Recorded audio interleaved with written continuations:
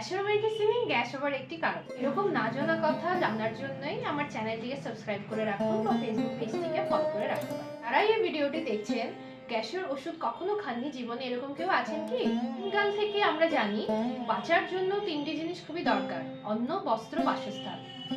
আর তার সাথে এই ঘোর কলিকালে অ্যাড হয়েছে গ্যাসের ওষুধ।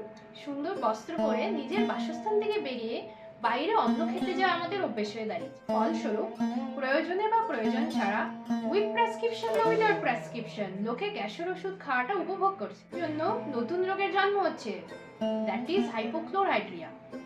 ভগবান আমাদের পেটে, স্টমাকে এসিল দিয়ে দিয়েছেন যেন হজম আমাদের ঠিকঠাকভাবে সবসময় হয়। বেশিরভাগ গ্যাসের ওষুধের কাজই হলো এই স্টমাক থেকে এসিল সিক্রেশনকে কন্ট্রোল করা, মানে যদি অতিরিক্ত পরিমাণে বের হয় সেটা যেন কন্ট্রোল করতে পারে, ফলে রোগীরা উপশম পায়। এবার মুশকিল হলো যারা মুড়ি মুরগির মতো দৈনন্দিন ভাবেই রোজ রোজ গ্যাসের ওষুধ খাওয়া শুরু করে দেন, তাদের নর্মাল যে এসিল সিক্রেশনও দরকার সেটাও অনেক দিন পর বন্ধ হয়ে যায়, ফলে যে কোনো খাবার খেলেই তাদের গ্যাস হতে থাকে। এই জন্যই বললাম গ্যাসের ওষুধ থেকে গ্যাস হয়ে থাকে।